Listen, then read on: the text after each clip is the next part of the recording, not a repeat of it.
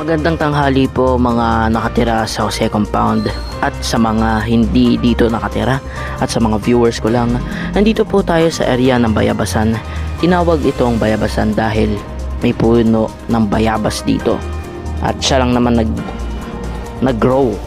Kaya ngayon, bakit ngayon ang init? Tignan natin ang heat index at ang mismong thermal na heat. Dito sa Quezon City ngayong May 24, 2026, mainit na mainit ang panahon ngayon.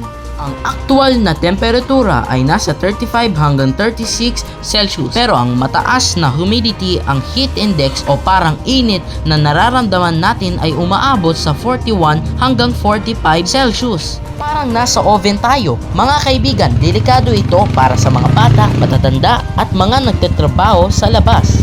Posibleng maging heat stroke pag hindi mag-iingat. Subalit sa matinding init, makikita nyo naman na maganda ang araw ngayon.